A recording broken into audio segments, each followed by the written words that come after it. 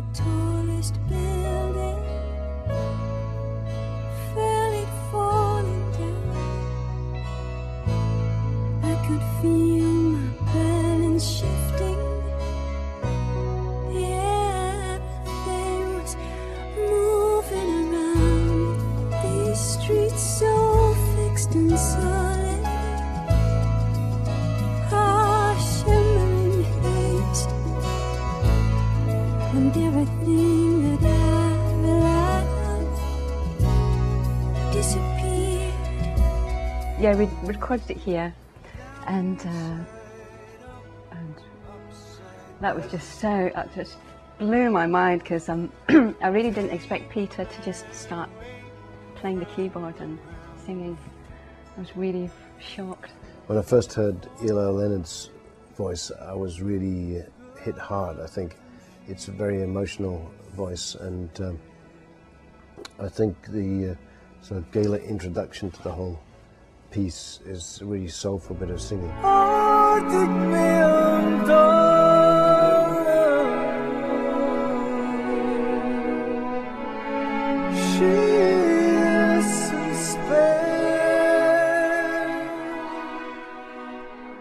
I just love the sound of strings, and they're quite an expensive thing, so on records you work on, you're never normally allowed to do strings.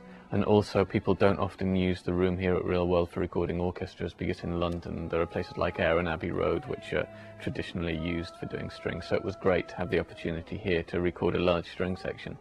When I first heard Blue Nile many years ago now, I was blown away by the vocals, the singing, and Paul Buchanan I've since worked with and met on a few occasions, and I was very happy that he was willing to take the main sort of Skyboy part. Downside up, upside down.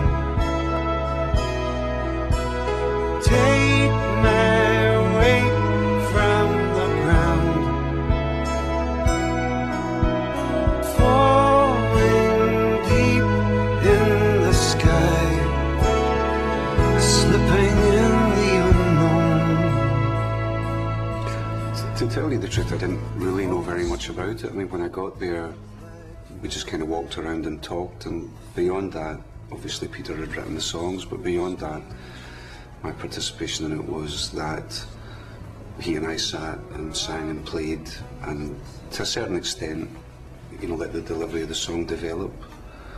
In the time, I didn't go in with a lot of information in advance. I knew vaguely what the story was, and the wall was covered with drawings and storylines and titles.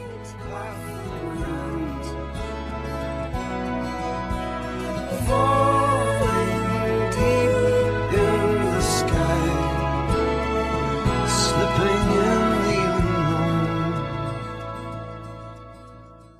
The father's part is sung by Richie Havens. He's, I think, really warm, lived-in, rich voice, which is what I was trying to find for the father. Like a stale bread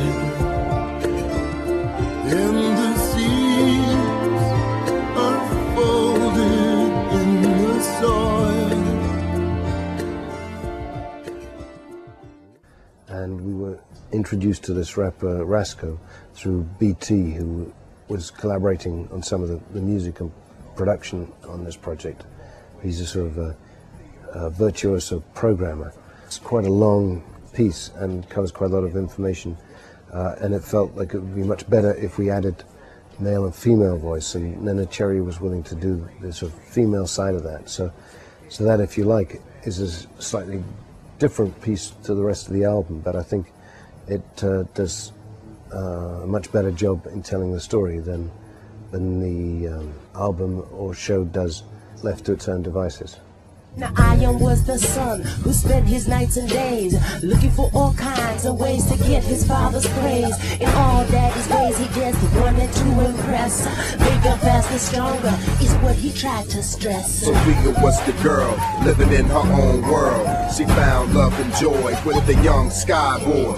Skyboys were seen as less to the rest, so it would seem. Sophia went into the woods to daydream with love in her eyes. Her own father would despise. voice. Her love for the young sky boy he would destroy. In the earth, hands in the sky.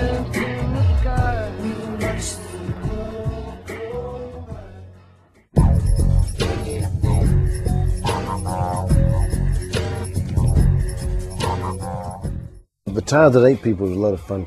I do myself the Iron, who's the sort of industrial megalomaniac of Act 2. It started really from this groove, as many of the things do, but there was a riff which was actually it's a flute, but it sounds like a sort of electric guitar, ba-ba-bam, and fuzzy vocal, which is sort of more Dr. John area than my usual stuff, was a fun thing to play with.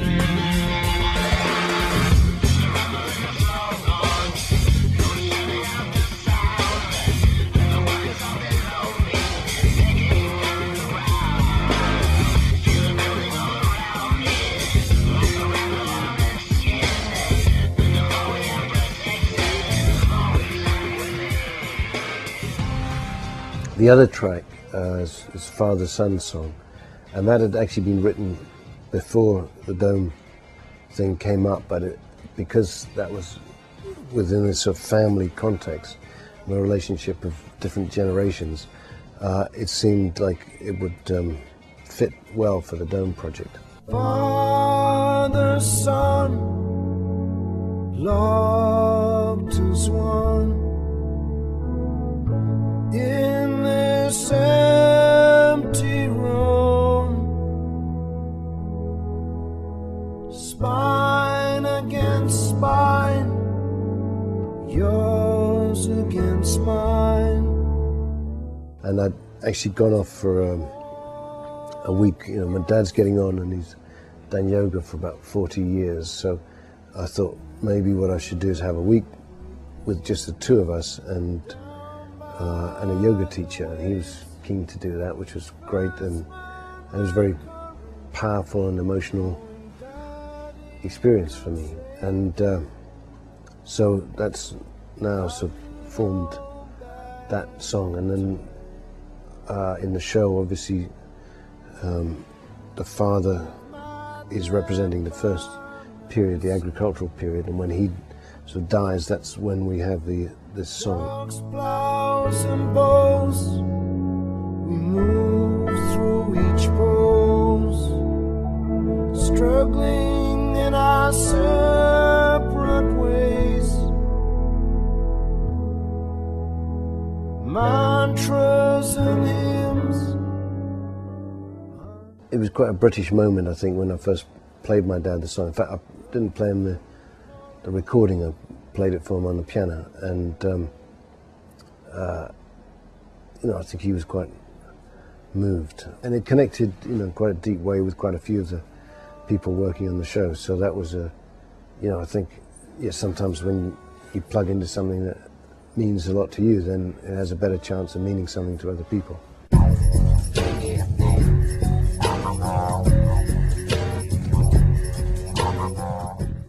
I've been working on an album for a long time, and in fact this was going to be a 6-month diversion originally, and it's ended up as a 2-year diversion.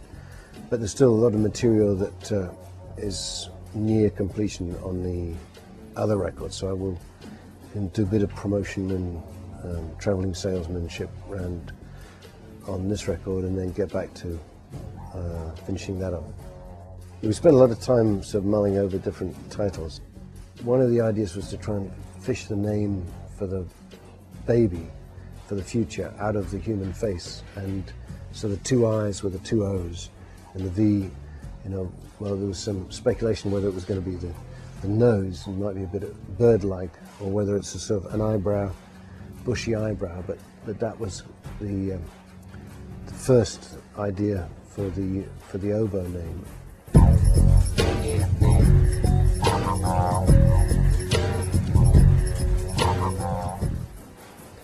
So OVO is not a new soap powder, it's not a gravy additive, but it's a new record, and it's the work that I've been doing for the last 2 years, basically on the show in the Millennium Dome in London.